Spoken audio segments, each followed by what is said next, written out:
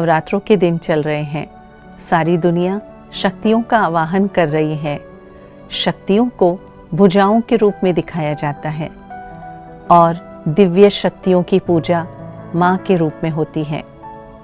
सोचने वाली बात है कि इसमें कौन कौन सी शक्तियाँ ऐसी हैं जो हमें माँ समान वो दिव्य रूप को धारण करने में मदद करेगी और इतनी ही पूज्य बना देगी।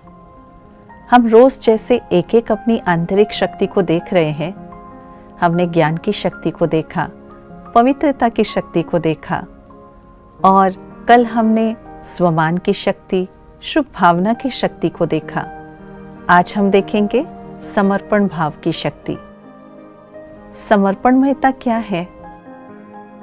तन को जब हम सेवा में लगाते हैं, तन को श्रेष्ठ कार्य में सहयोगी बनाते हैं, यह है तन का समर्पण। इसी प्रकार मन को जब हम परमात्मा में लगाकर मन के विचारों को परमात्मा ज्ञान और श्रेष्ठ संकल्पों से भरते हैं, अपने विचारों में सकारात्मकता बनाकर रखते हैं, अपने मन के वातावरण को व्यर्थ मुक्त रखते हैं, नेगेटिविटी से मुक्त रखते हैं, तो ये है मन का समर्पण। ऐसा मन बहुत शक्तिशाली होता है।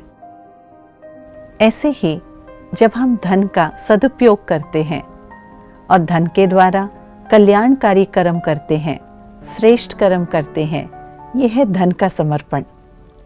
परंतु सबसे कठिन है आज मनुष्यों के लिए अपनी बुद्धि को समर्पण करना।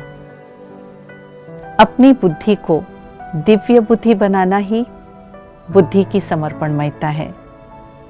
जब तक हमारी बुद्धि के अंदर आसुरी वृत्तियां कार्य करेंगी, जब तक हमारी आत्मा के अंदर काम, क्रोध, लोभ, मोह, अहंकार जैसे, ईर्ष्या, द्वेष, मतभेद जैसे आसुरी वृत्तियां कार्य करेंगी, हमारी बुद्धि क्षमतावान नहीं बन पाएगी। हमारी बुद्धि के द्वारा दिए गए निर्णय ठीक नहीं जाएंगे, कमजोर निर्णय लेंगे। इसलिए आइए इन नवरात्रों के दिनों में हम अपनी बुद्धि को परमात्मा ज्ञान और राजयोग के अभ्यास से दिव्य बुद्धि बनाएं, ताकि हमारी बुद्धि भी समर्पण हो सके। कोई भी श्रेष्ठ चीज, बढ़िया चीज और सर्वोत्तम चीज ही समर्पण के योग्य होती है। क्या हमारा मन, हमारी बुद्धि, हमारे संस्कार, हमारा तन, मन, धन क्या इतना श्रेष्ठ है? उसकी गुणवत्ता, उसकी क्वालिटी इतनी श्रेष्ठ है, सकारात्मक है कि उसको हम समर्पित कर सके? क्योंकि समर्पित बुद्धि, समर्पित तन, मन, धन, समर्पित विचार, वाणी और व्यवहार सदैव शक्तिशाली होता है। वो प्रभु प्रसाद की तरह कार्य करता है। खुद को तो सुख देता ही है, पर अपने आसपास की अन्य आत्माओं को भी वो सुख के वाइब्रेशंस देता है। समर्पण भाव प्रसन्नता लाता है। आइए अपनी समर्पणमयता को जागृत करें। महसूस करें मस्तक रूपी तख्त पर विराजित मैं स्वयं ही शक्ति का पुंज हूं।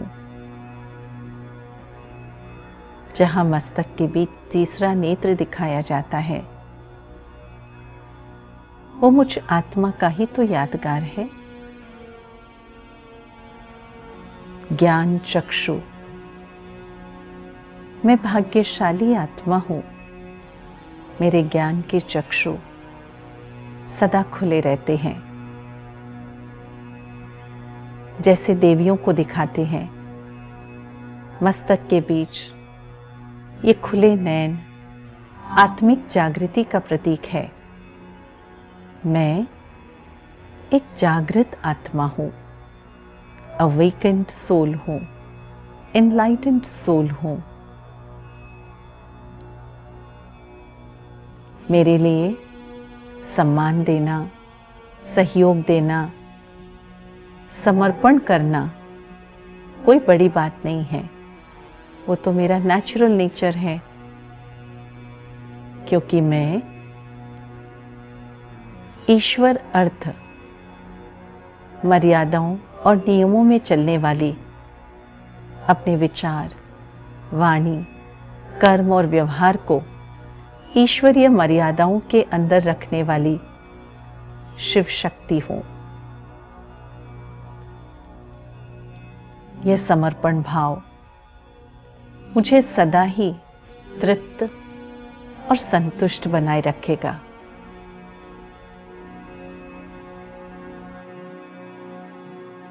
ओम शांति।